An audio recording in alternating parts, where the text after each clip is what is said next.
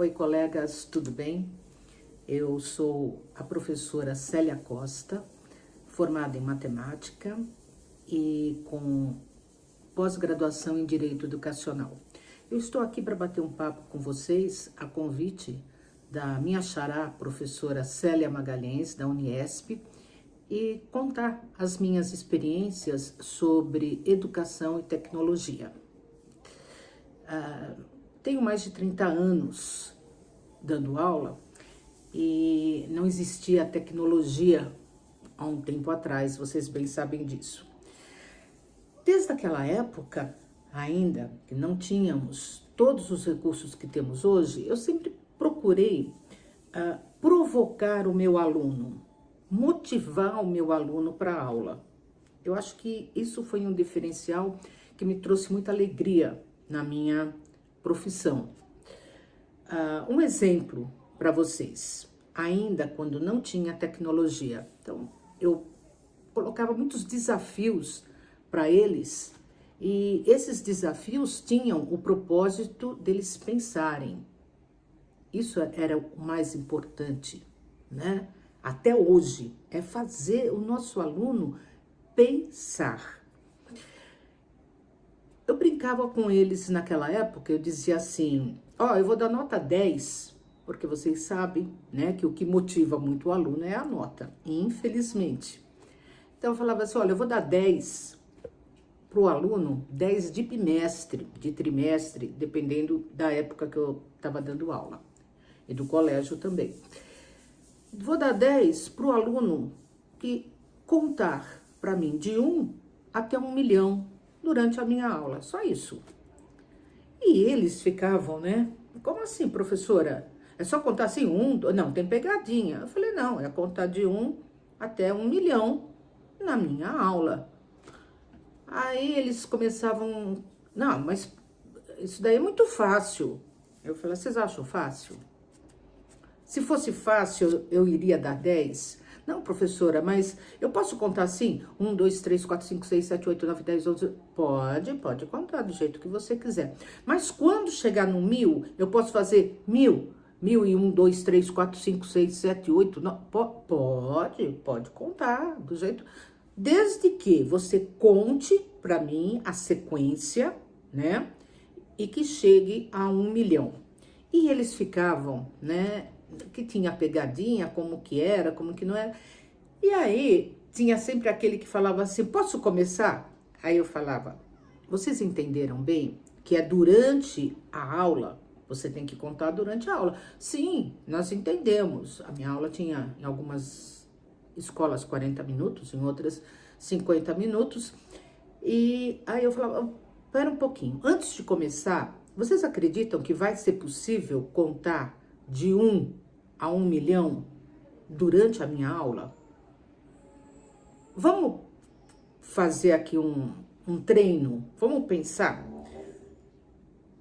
Se você contar de 1 até 10, ou de 1 até 20, sei lá, o que você quiser, anotem aí no relógio de vocês. Eles não tinham calculadora naquela época, nem nada, nem podia usar calculadora na sala de aula, mas o relógio eles tinham. Então, marca aí, quanto tempo leva para vocês contarem, por exemplo, de 1 até 50? Quantos 50 tem em 1 milhão? E daí ia a aula, porque eles começavam, né? Eles queriam contar, eles não queriam pensar. E aí eu mostrava para eles, né? No desafio, dando risada, na brincadeira, e eles chegavam à conclusão que não dava, é impossível. Até eu achei engraçado, uma vez, abrindo aqui um parêntese, na sala dos professores, uma vez eu contei essa história, eu falei, os alunos estão lá querendo contar de 1 até 1 milhão, mesmo fazendo o cálculo e percebendo que não é possível, né? E aí vira uma professora e fala assim para mim, mas se eles contarem muito rápido, e se eles conseguirem, você vai dar 10? E eu caí na risada, né? E brinquei ainda com ela. Eu falei, bem se vê que você não é professora de matemática. Não é possível contar de 1 até 1 milhão durante a aula. Hoje essa brincadeira já não valeria muito, né? Porque hoje eles têm aí o celular e eles podem pesquisar e eles vão ver que para contar de 1 a 1 milhão varia aí, segundo as fontes da internet, entre 12 a 23 dias seguidos, sem você dormir, contando direto, às 24 horas do dia. Vão de 12 a 23, segundo as fontes aí da internet. Então, isso era um desafio que eu fazia e eu prendia a classe toda, os alunos bons e os alunos não tão dedicados ou alunos com dificuldade. Todos eles se envolviam num desafio desses. Foram passando os anos e aí veio a tecnologia veio com tudo veio a tecnologia. E aí começou assim a cobrança. Professores, né? Vamos usar a tecnologia nas nossas aulas. E o que eu percebi? A maioria dos professores usavam a tecnologia como um recurso de aula, assim, sem grande motivação para os alunos. Eu falava, não, mas eu não estou entendendo isso. Quem tem que ser motivado é o aluno, não o professor, né? Posso mostrar aí um PowerPoint, eu posso mostrar um vídeo, enfim, algumas coisas aí que eu posso fazer, mas basicamente a aula não muda muito. Até que um dia um aluno falou assim, professor, a gente já não aguenta mais assistir vídeo e PowerPoint. E eu pensei comigo, eu falei, olha só, né? A que ponto que chegamos. Então, a tecnologia não é desse jeito que deve ser trabalhada. E eu fiquei pensando como motivar o meu aluno com a tecnologia. Então, eu tive aí alguns recursos em algumas escolas aí que eu trabalhei com lousa eletrônica, algumas ferramentas que motivavam, mas que o aluno, na verdade, ele ficava passivo. E não era isso o que eu queria, e na verdade não é essa a proposta da tecnologia na educação. Dando aula no ensino médio, e se você é professor do ensino médio, você sabe o que eu estou falando. O nosso aluno, ele não sabe usar a calculadora. Tem funções de porcentagem, funções de memória na calculadora que o nosso aluno lá do terceiro médio ele não sabe usar. E quando às vezes eu mostro para ele, ele fala assim, nossa, não sabia.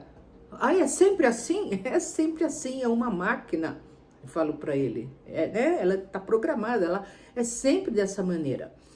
E aí você ensina, e professor tá na veia, né? Então, às vezes eu vou fazer uma compra na loja, eu vejo, tem aí 20% de desconto, e às vezes eu falo pro balconista, né? Falo assim, multiplica por 0,8. Aí ele olha assim para mim como, não, peraí, é 20% de desconto. E às vezes eu explico, mas você não precisa calcular os 20% e depois subtrair. Basta você multiplicar por 1,8, não era 100%? Eu não vou te pagar os 100%, eu vou te pagar 80%. Mas isso é uma outra história para um outro papo. Vamos voltar para a nossa educação com tecnologia. E pensando nisso, eu comecei a pegar algumas aulas minhas, que eu digo que são assim aulas coringas, que fizeram sucesso durante toda essa minha jornada, e eu comecei a adaptar de uma forma que o aluno usasse a tecnologia, tá? E eu vou contar para vocês, eu acho que é mais interessante, eu contar a experiência que eu tive com uma dessas aulas e como que eu enxergo a tecnologia na educação, sendo que o aluno tem que ser o protagonista, não nós. O aluno deve ser o protagonista. Você vai dar todas as ferramentas para ele e ele tem que ser o protagonista dessa aula. Eu comecei a aula nesse exemplo, e é real, e eu fiz isso mais vezes, e é assim, a gente sempre tem que adaptar, né? Porque eu me lembro que eu tive um ano, foi para 9º ano, e o assunto são as razões trigonométricas no triângulo retângulo, mas não serve só para matemática, né? Esse assunto específico, sim, mas é para dar uma ideia geral de que como deve funcionar a tecnologia na educação, no meu ponto de vista. Então, olha só, uma brincadeira que todos conhecem, de uns anos para cá, os alunos, né, moram muitos em apartamento, correm o risco, né, a falta de segurança nas ruas, então eles não brincam tanto, mas eles conhecem, que é a pipa. Então a pipa é uma brincadeira que eu tenho certeza que todos vocês conhecem e que ela pode render aulas e aulas e uma interdisciplinaridade muito grande, porque você pode trabalhar um pouquinho de história, você pode trabalhar com o professor de física, você pode trabalhar na aula de arte, enfim, tem muita coisa que você pode juntar e fazer até um projeto, tá? Então, falei para eles, né, vocês conhecem pipa? O que é pipa? Papagaio, pandorga, né? Tem vários nomes. E aí eles, né, outra coisa, sempre nessas aulas, o meu aluno ele tem liberdade total. Então ele usa celular, ele usa calculadora, ele usa computador. Se a gente está na informática que tem computador para todos, ótimo. Se não, na sala de aula onde eu trabalhava, tinha computador. Então eu deixava o computador lá. Se alguém precisar usar, você pode usar o computador, o celular. É importante que tenha um Wi-Fi, né, para eles usarem, porque aluno não gosta de usar os seus dados do celular, né? Ele não vai gastar os seus dados do celular na escola, ele vai gastar em outras situações de jogos e tal, mas na escola ele não gosta, ele fica tão econômico nesses momentos. Daí, então, eu falava para eles da pipa, deixava eles à vontade, normalmente formava alguns grupinhos, também a critério deles, e aí falávamos da pipa, né? Quem conhecia, quem já tinha empinado pipa, poderíamos, dependendo da sala, até aprofundar um pouquinho, eles me contarem sobre a segurança, né? Onde você pode empinar pipa, onde não pode, enfim, e eles poderiam pesquisar aonde eles quisessem. Feito esse primeiro bate-papo sobre a pipa, daí eu sugeria para eles assim, e se fizéssemos um campeonato de pipa? O que vocês acham aqui na escola? Fazer um campeonato de pipa. Eram alunos de 9º ano, né? E eu fiz isso em várias turmas. Eu nunca tive uma turma apática nesse sentido.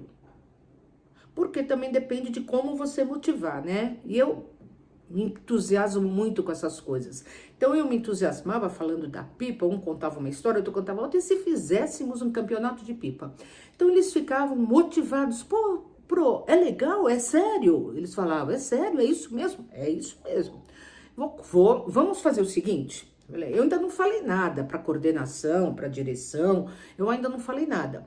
Mas para eu falar, vamos organizar tudo bonitinho, e aí a gente fala todo mundo junto. Vamos falar com a nossa diretora, com a nossa coordenação e vamos apresentar o projeto. É diferente de eu chegar lá e falar assim, eu queria fazer um campeonato de pipa.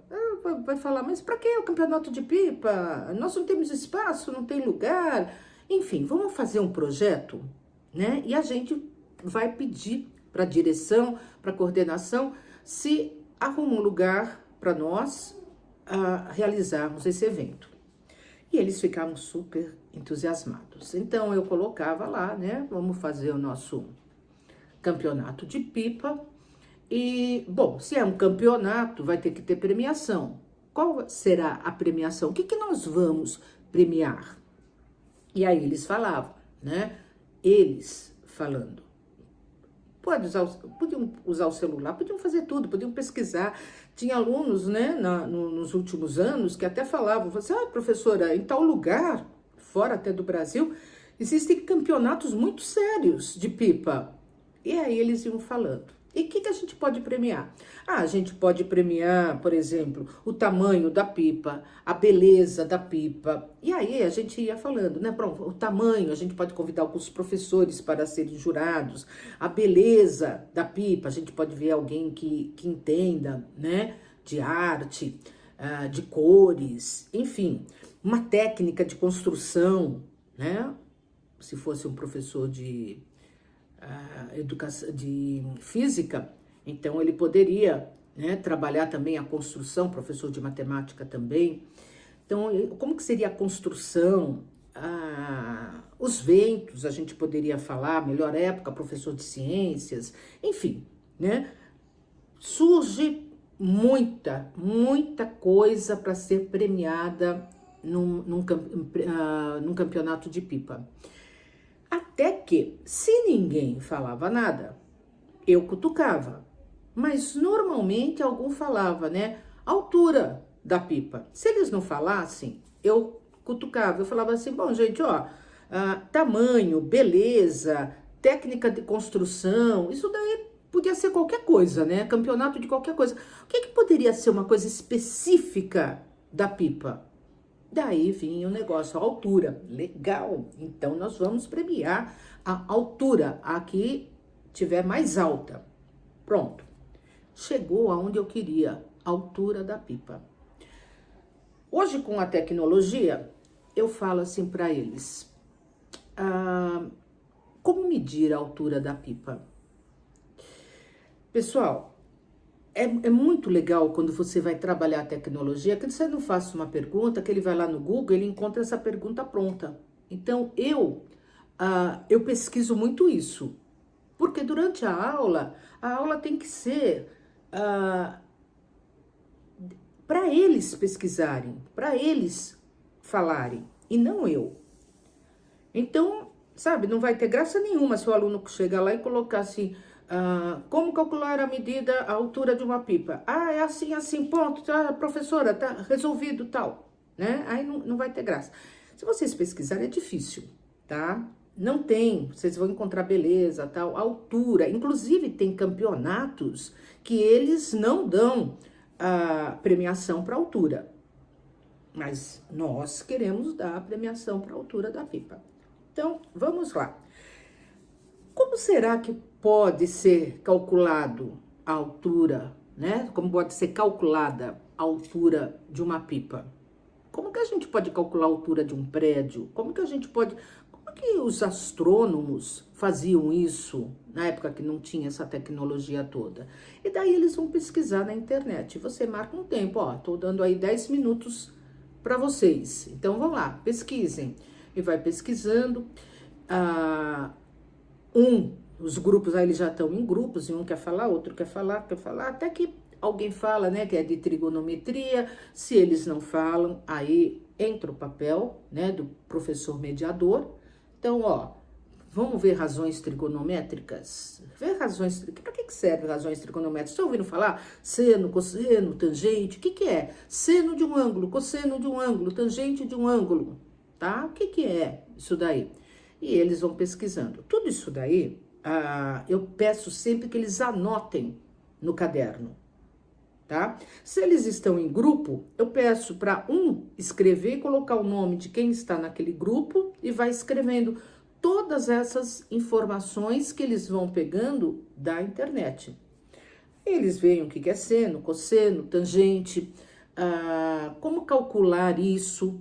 Aí eles vão lá e eles vão ver que existe uma tabela trigonométrica e eu vou passando nos grupos, tá? E orientando cada grupo, porque tem grupo que a gente se surpreende, como tem aluno, como tem grupo, não vou dizer só um aluno, mas também tem só um aluno, mas quando no grupo, tem grupo que surpreende, que quando eu chego, sabe, eles já destrincharam tudo, o que é seno, cosseno, tangente, as razões trigonométricas, eles viram o que são as razões trigonométricas, e tem outros grupos que têm mais dificuldade. Aí, dou uma paradinha e fecho esse assunto, né? Demonstro no método antigo, né? Mostro para eles, olha, para calcular, vou lá na lousa, mostro o seno de um ângulo, aqui está um triângulo, retângulo, enfim, mostro para eles como que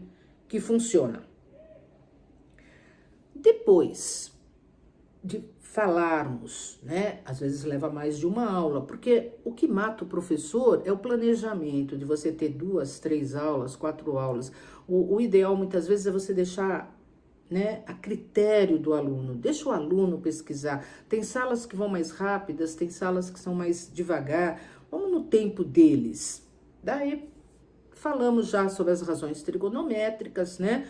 Eu passei o conceito para eles, conversamos, e daí eu volto no assunto da pipa. Tudo bem, então nós já vimos como que dá para medir, né? Precisamos usar essas razões trigonométricas para a gente calcular a altura da pipa. Mas eu vou perguntar para vocês ainda, mesmo com essas razões trigonométricas, como que eu vou calcular a altura da pipa? O que eu preciso? Eu preciso, né? E aí eu tenho na lousa que eu deixei, ou num PowerPoint, também posso usar o PowerPoint, eu não sou contra PowerPoint de jeito nenhum, pelo amor de Deus. Eu posso colocar lá as fórmulas, os triângulos para mostrar para ele. E aí eu falo para ele assim, olha, mesmo aqui com os triângulos, né, retângulos que vocês estão vendo aqui, como que eu vou calcular a altura de uma pipa? Porque você observa que nós precisamos de, no mínimo, tá? 2 medidas. Uma do ângulo e a outra a distância, por exemplo, no caso da pipa, da linha até a pipa, da altura, que é o que a gente quer saber, que a gente não tem, e da distância, que também não tem como a gente medir. Como que eu vou medir a distância da pipa no chão, né, com base aonde ela tá? Também é complicado.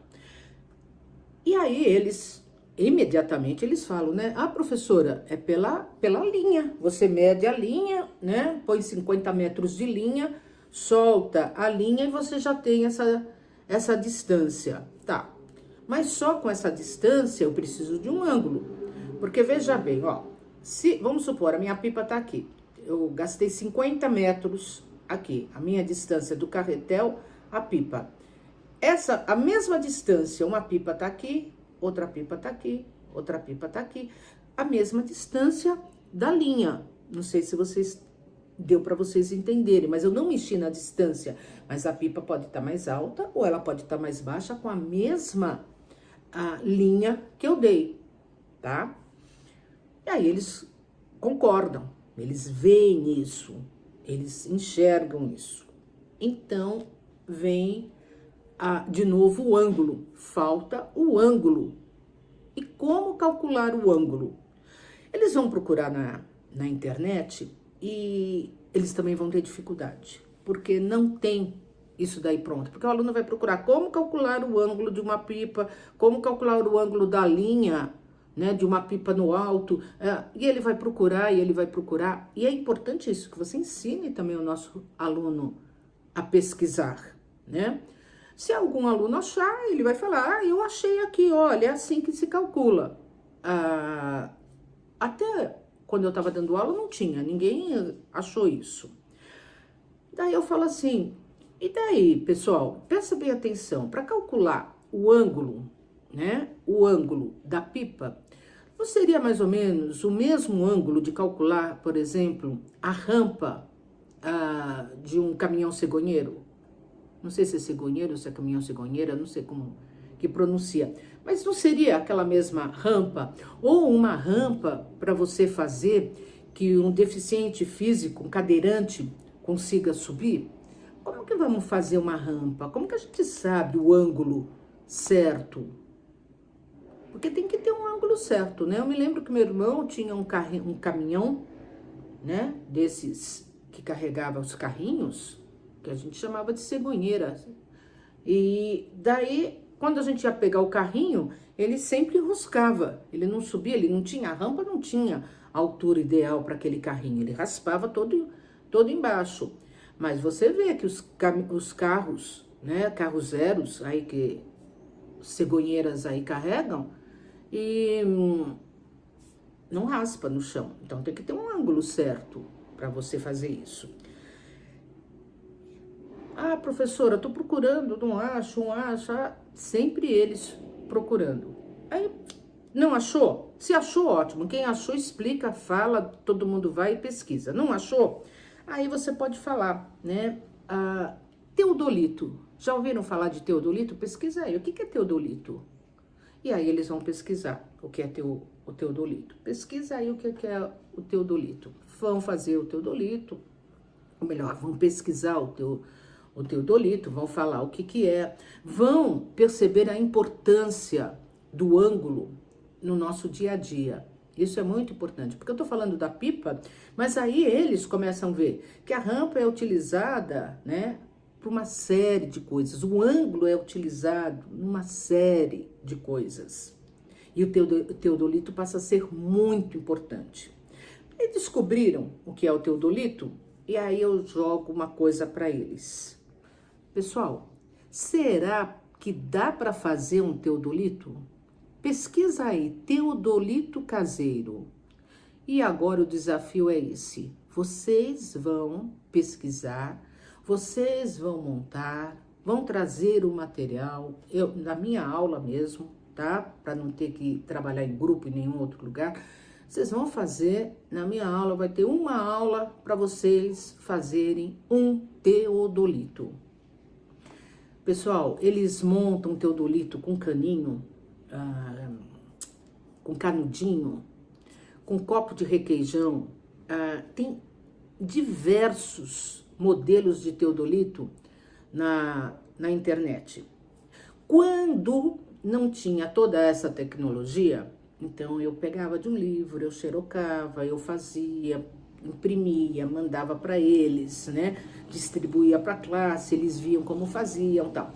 Com a tecnologia ficou muito fácil, porque eles pesquisam, eles escolhem que tipo de teodolito que eles querem fazer. Daí eles fazem, você pode até, né, trabalhar com a professora de arte. Eu já cheguei a trabalhar como professora de arte também. Então, nessa aula de montar o teodolito, eles iam para a sala de arte e faziam com a professora, né, para montar. E eles capricham, porque fica um mais bonito que o outro. Enfim, faziam o teodolito.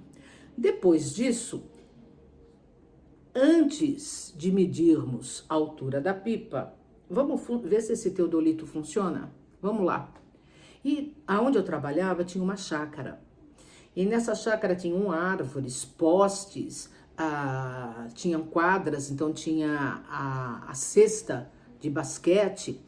E aí nós fomos para campo, vamos dizer assim, e eles levando o teodolito deles, todos em grupo, e eles foram medindo a altura de árvore, a altura de poste, a altura. No final eles estavam até medindo a altura deles para ver se realmente o teodolito funcionava. Então, olha, essa aula, ela fazia tanto sucesso que os alunos do 8º ano, eles me procuravam e falavam assim: nossa, professora, o ano que vem não vejo a hora de chegar no 9º ano para ter essa aula também. Pode parecer mentira, papo de professor, mas é a pura verdade. Então, era muito legal, porque eles vivenciavam aquilo. Usavam, né, o teodolito, eu tenho certeza, né, certeza, não posso dizer absoluta, mas que isso ficou marcado para os meus alunos, porque acredito eu que quando se falar de uma altura, de uma pipa, de um prédio, de uma estrela, seja do que for, eles vão se lembrar dessa aula. Nesse exemplo que eu dei para vocês, então eu misturei, né, a tecnologia com a mão na massa. Não que a tecnologia também não seja a mão na massa, né? Porque quando você pede para o aluno pesquisar, quando você dá essa propriedade para ele, é mão na massa. Então ele tem que ir, ele tem que pesquisar. Leva tempo? Leva. Tem professor que quando pede uma pesquisa já dá um link para o aluno. É a mesma coisa que você pegar um livro e já dá a página para ele. Deixa ele pesquisar, deixa ele buscar. Antes de toda a pesquisa, eu sempre converso um pouquinho com ele sobre as fake news. Então toma cuidado. Vamos procurar sites confiáveis. Isso é importante. Vamos procurar sites confiáveis.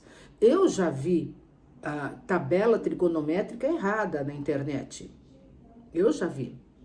Então, vamos procurar sites confiáveis. Vamos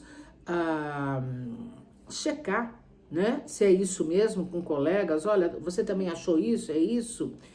E a minha ideia, né? A minha experiência que eu queria passar para vocês era essa. É um exemplo de uma aula em que você usa a tecnologia, mas não você usar a tecnologia, é você passar essa tecnologia para o aluno. O aluno tem que usar essa tecnologia. Tínhamos sites muito legais, tinha um site que chamava-se Fábrica Virtual. Esse site, Fábrica Virtual, ele tinha, assim, uns slides, umas histórias, uns vídeos muito legais, que você passava, né, e você incrementava com o seu jeito especial, né, de dar aula, e ficava muito legal. Mas, infelizmente, eu até escrevi para a professora responsável e até o momento desse vídeo eu não obtive resposta. Por que não tá bloqueado esse site, a gente não consegue entrar mais nesses objetos de estudo? Mas o ideal é isso, é você montar uma aula, mas sempre usando tecnologia ou não, sempre fazer o seu aluno pensar. Vamos, né, usar a tecnologia nos dias de hoje, porque ela está aí. Não vamos fazer um distanciamento entre a escola e o que acontece.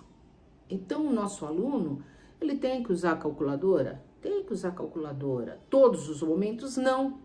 Porque ainda nós temos vestibulares, né? Nós temos aí o Enem, que não permite o uso da calculadora. Então, é importante que ele treine o cálculo também.